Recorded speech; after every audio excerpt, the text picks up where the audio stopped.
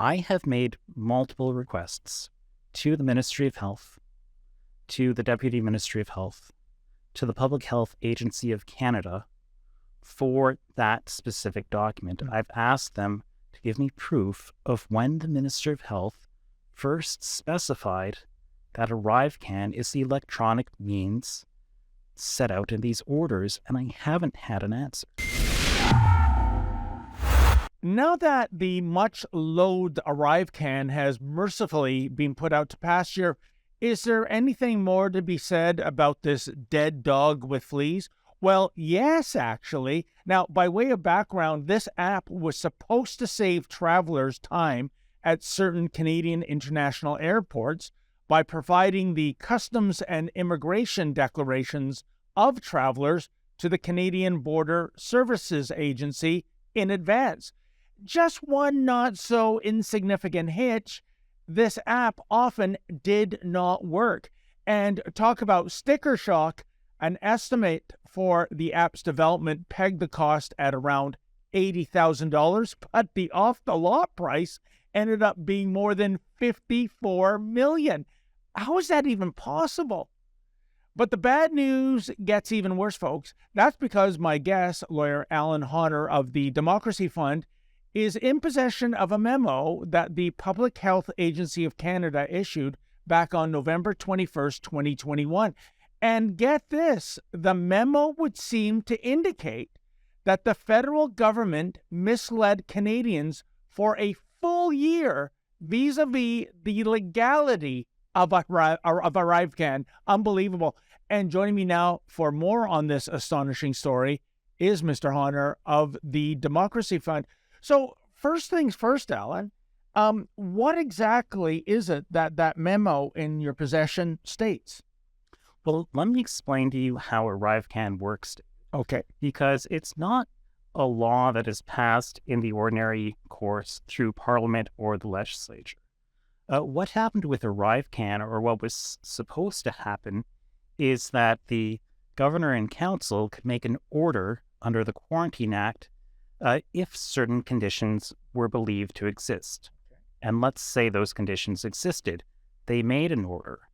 They've made several orders, but none of those orders actually describe ArriveCAN. These orders are supposed to be the legal source for ArriveCAN, but if you read them, you won't find ArriveCAN mentioned in any of them. All the orders say is that, starting in October of 2020, travelers who are crossing the Canadian border have to provide certain information to the Minister of Health by an, quote, electronic means to be specified by the Minister of Health. Now, here's the thing, I'm not a lawyer, unlike you. You've forgotten more about law than I'm ever going to learn.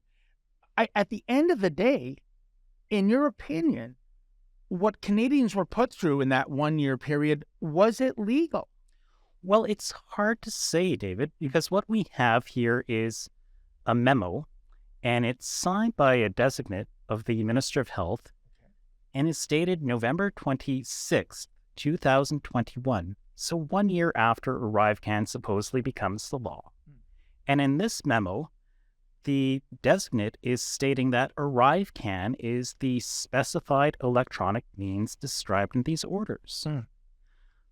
But where is this document for November of 2020, when ArriveCAN first became law? I can't find it. And is the reason you can't find it, Alan, do you think it's being scrubbed from the internet by the officials behind it? Well, I don't think it's been scrubbed. My suspicion is that the document doesn't exist. I have made multiple requests to the Ministry of Health, to the Deputy Ministry of Health, to the Public Health Agency of Canada for that specific document. I've asked them to give me proof of when the Minister of Health first specified that ArriveCAN is the electronic means set out in these orders, and I haven't had an answer. To me, this is outrageous. I mean, especially given the Justin Trudeau Liberals, if you recall back in 2015 when they came to power, this was going to be the most transparent government ever. You can't even get an answer to such a basic question as that? What do you think the unspoken strategy is here, Al? Well, I can't comment about the strategy, Dave. I don't think there's a strategy here. What I think probably happened, and look, the government could rebut this by just giving me proof of what happened. What I think happened is that they made a mistake.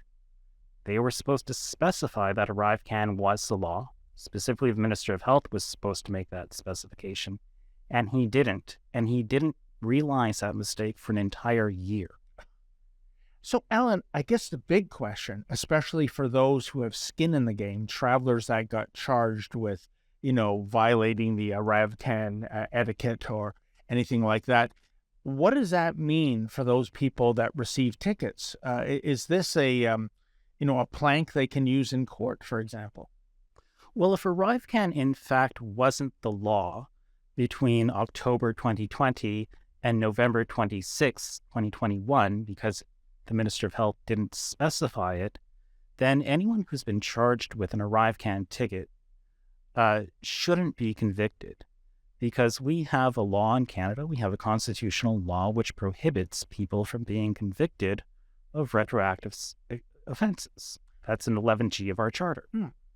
So this is essentially, to me, during that time period, this is a get-out-of-jail-free card, for lack of a better term, for those who received any charges. Well, for anyone who has those charges, I would encourage them to contest those tickets and to demand proof that the Minister of Health did what he was supposed to do according to the orders in council. And Alan, I believe you told me off camera that you have observed several people who had these charges, and all these charges so far that you've looked into, they've been dismissed.